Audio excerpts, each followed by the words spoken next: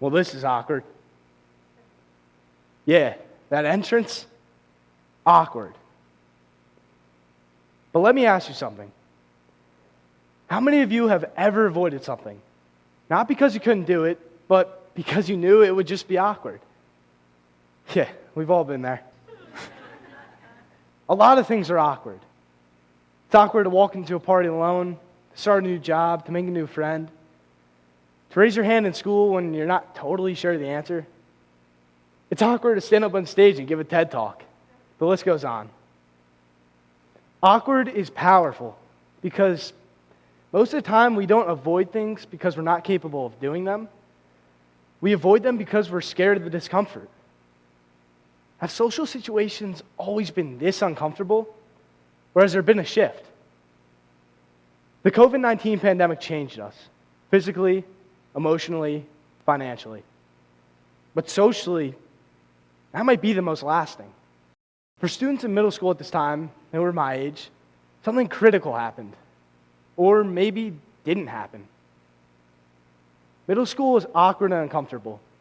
It's where you learn to survive the lunch table, how to make eye contact, how to recover after saying something totally weird, how to power through. But instead, we logged in. We muted our microphones and we turned our cameras off. We could leave a meeting or a situation in a second with the click of a button. And now we see more remote working, online dating, virtual meetings, and curbside pickup. We've redesigned life. So the question is, did we lose our tolerance? Or did we miss the phase of life where you learn how to power through social awkwardness? Let me tell you about how my awkward training began. When I was a kid, I promised my grandpa I would learn how to play the bagpipe. And a promise is a promise, so a little after my 12th birthday, 12, my mom and I found lessons at a pub. I know what you're thinking. Nothing says youth development like a Thursday night at the bar. But my mom and I were in search for these lessons for weeks. And every time we'd go and we'd ask the bartenders where the bagpipers were, they'd always reply with the same exact answer. They're here sometimes. Sometimes. As if bagpipers are some kind of mythical creatures. Like if we waited long enough, they might appear through the fog or something.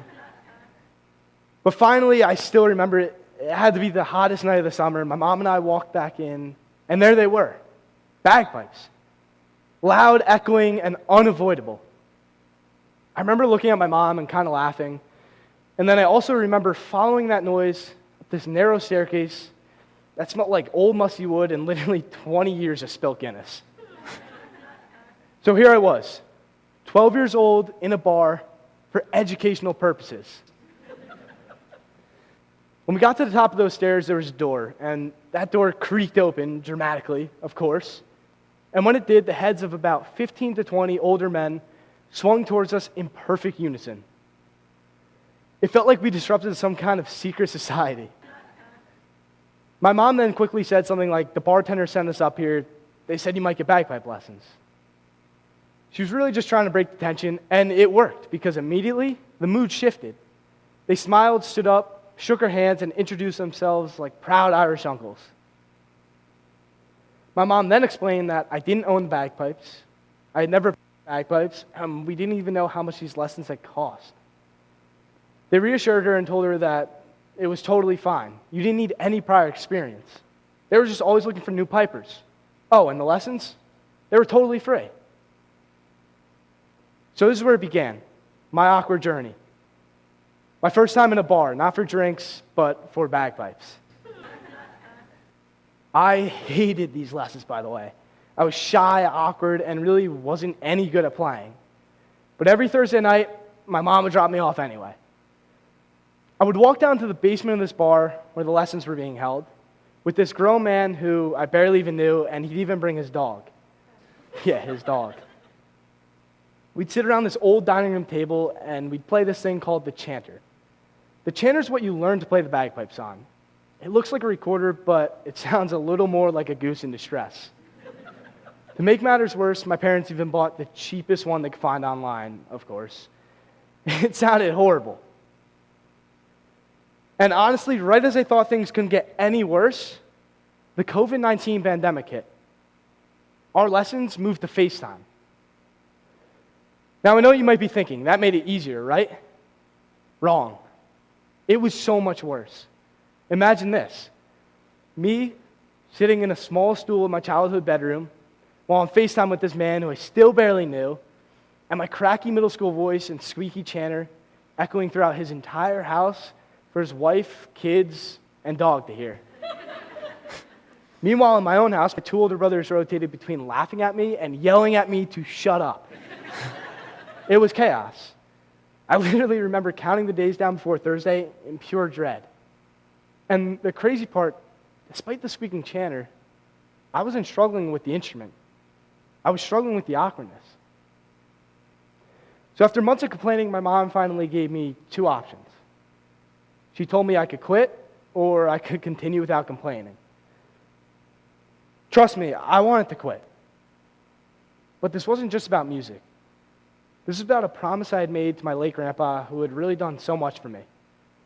So I had to ask myself, was I going to walk away from something meaningful? Or was I going to learn how to sit in the awkward? Because that was the real lesson.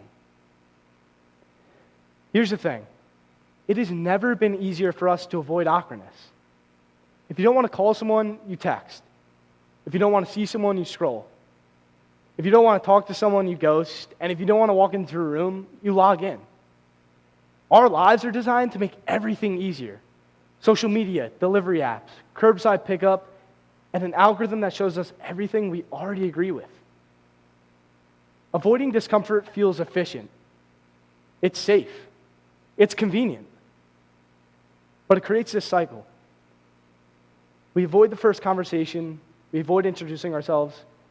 We even avoid trying new things. And slowly, this avoidance, it turns into distance. Researchers are actually noticing this too. A Stanford report highlights how many Gen Z are struggling with social connection. Not because they don't want it, but because starting it feels harder than ever. And psychologist Michael Carlos, who studies why people are avoiding deeper conversations, says that people's well-being is determined in large part by the quality of their social relationships, which rely heavily on conversation. Conversation, the very thing we hesitate to start. Now, I'm not dismissing social anxiety that absolutely exists, and I'm sure it's not easy. But I do think we need to ask ourselves something kind of uncomfortable. Are we missing out on some of life's greatest opportunities and connections, not because we're incapable of them, but because they're awkward at first? Because I didn't quit, my world got bigger. Sticking with those lessons led to amazing opportunities and connections I never even knew I would have. I've played at parties, college graduations, sporting events, a ton of parades. Oh, even the awesome New York City St. Patrick's Day parade. I've played at weddings and I've played at funerals. Some of the most important milestones in people's lives. There's something about the bagpipes that just resonates with people. It makes them stop. It makes them feel. But those lessons, they taught me something bigger than that. They taught me how to walk into rooms I wasn't used to, how to speak when my voice felt shaky, and how to be new at something and survive it. They taught me that awkward phase, it passes.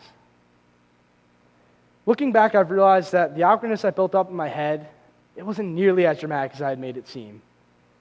I've also realized that the real growth, it came when I made the conscious decision to be comfortable with being uncomfortable. And that's a decision we all get to make. So what about this? What if we all push ourselves to embrace the awkward? What if you tried that thing you've been wanting to try forever? What if you walked into that room, made that call? What if we started the conversation? Because that temporary discomfort, it might not lead anywhere. But what if it does? What if it leads to new skills, passions, opportunities, connections? What if that thing you're avoiding right now is actually a doorway to a version of yourself you haven't even met yet? It might just be worth it. Not to eliminate awkwardness, but to embrace it. Because on the other side of awkwardness is growth, connection, fulfillment, and maybe even happiness you never saw coming. Thank you.